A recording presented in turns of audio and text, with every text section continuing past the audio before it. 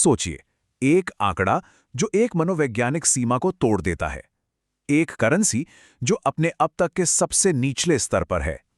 ये सिर्फ एक हेडलाइन नहीं, ये एक गंभीर चेतावनी है।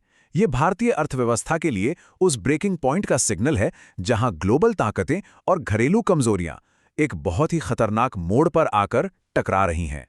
18 मार्च 2026 ये वो तारीख है जब भारतीय रुपए ने अमेरिकी डॉलर के मुकाबले 92.63 का ऐतिहासिक निचला स्तर छू लिया। लेकिन ये सिर्फ एक नंबर नहीं था। नहीं, ये एक भरोसे की दीवार थी जो टूट रही थी। और ये आने वाले एक बड़े आर्थिक तूफान का बिल्कुल साफ संकेत था। तो ये जो ब्रेकिंग पॉइंट है, इसका मतलब क्या है? इसे समझने के लिए हमें ये जानना होगा कि ये बाजार का कोई रोज का उतार चढ़ाव नहीं है। ये अर्थव्यवस्था की नींव में आई एक गहरी दरार का सिग्नल है।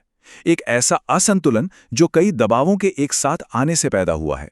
देखिए, करेंसी मार्केट हमेशा भविष्य को देखता है। वो आने वाले खतरों का अंदाजा लगाता है। और ये गिरावट, ये एक सीधी सीधी चेतावनी है कि इन्वेस्टर्स भारत की आर्थिक स्थिरता को लेकर कितने फिक्रमंद हो गए हैं। ये आज से ज्यादा कल के संकट का संकेत है। तो जो हो रहा है ना, उसे एक परफेक्ट स्टॉर्म कह सकते हैं।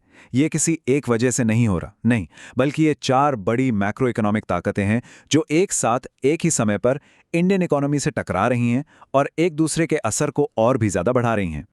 इस तूफान की पहली और शायद सबसे बड़ी लहर आई है कच्चे तेल की बढ़ती कीमतों से। भारत की सबसे बड़ी और शायद सबसे पुरानी आर्थिक कमजोरी यही है, इंपोर्टेड ऑयल पर हमारी निर्भरता। सोचिए, हम अपनी जरूरत का 85% से भी ज्यादा कच्चा तेल बाहर से मंगाते हैं। इसका सीधा मतलब है कि हम ग्लोबल ऑयल मार्केट में एक प्राइस टेकर हैं, प्राइस मेकर नहीं।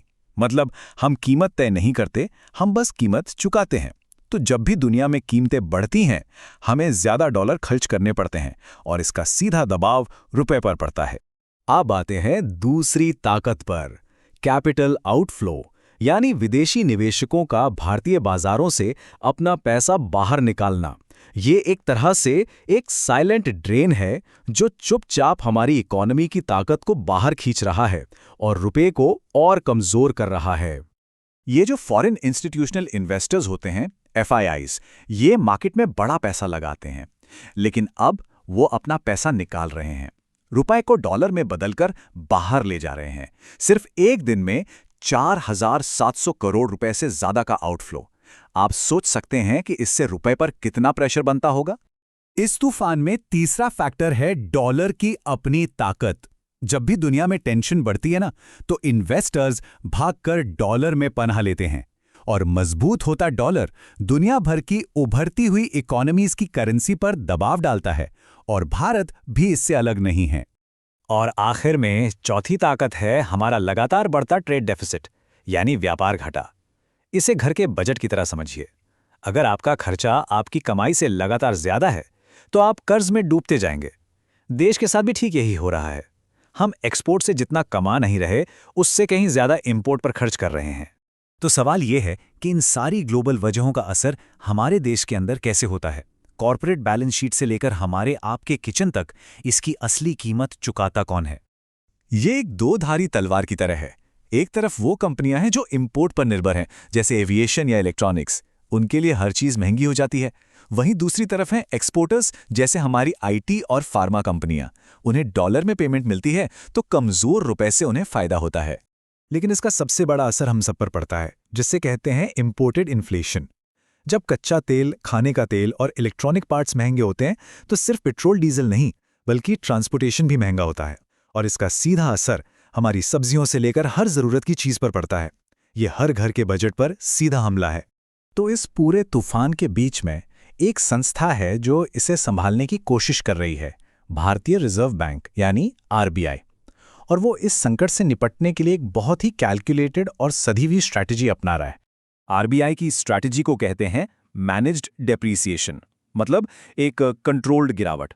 RBI रुपए को किसी एक लेवल पर रोकने के लिए अपना सारा फॉरेक्स रिजर्व नहीं झोंक रहा, बल्कि वो सिर्फ तेज उतार चढ़ाव को रोक रहा है, ताकि गिरावट अचानक न हो, बल्कि धीरे धीरे और एक व्यवस्थित तरीके से हो। अब इस पूरी कहानी को समझने के लिए हमें थोड़ा जूम आउट करना होगा। इसे एक ग्लोबल और जियोपॉलिटिकल नजरिए से देखना होगा। रुपए की ये गिरावट सिर्फ एक आर्थिक घटना नहीं है, ये एक बड़े ग्लोबल चेस गेम का हिस्सा है। आज हम एक ऐसी दुनिया में हैं जहां ट्रेड के नियम बदल रहे हैं, यहां आर्थिक नीतियां नेशनल सिक्योरिटी का हथियार बन चुकी हैं, और इस नए वर्ल्ड ऑर्डर में किसी भी देश की असली ताकत उसकी इकोनॉमी और उसकी करेंसी की स्थिरता से मापी जाती है। तो फिर रास्ता क्या है? इस संकट से बाहर कैसे निकलें? बात अब शॉर्ट टर्म फिक्स की नहीं है, अब ध्यान उन बड़े लॉन्ग टर्म स्ट्रक्चरल सुधारों पर करना होगा जो भविष्य में हमें ऐसे तूफानों से बचा सकें। देखिए, भारत के सामने एक साफ रास्ता है। पहला, हमें तेल पर अपनी निर्भरता घटानी होगी, रिन्यूएबल एनर्जी की तरफ जाकर। दूसरा, हमें मेक इन इंडिया जैसी पहलों से अपने एक्सपोर्ट्स को मजबूत करना होगा। और तीसरा, हमें दूसरे देशों के साथ अपनी करेंसी में ट्रेड करके डॉलर पर निर्भरता कम करनी होगी। ये वो कदम है जो भारत की इकोनॉमिक सॉवरेनिटी को सही मायनों में मजबूत करेंगे। तो आखिर में एक सवाल बचता है। हर संकट आपकी कमजोरियों को सामने लाता है, ये सच है, लेकिन क्या यही संकट एक मौका भी हो सकता है? रुपए की ये गिरावट एक पेनफुल वेकअप कॉल तो है, लेकिन शायद यही वो चिंगारी भी है जो उन गहरे सुधारों को आग दे सकती है, जो आने वाले कल के भारत को वाकई में मजबूत और आत्मनिर्भर बनाएंगे।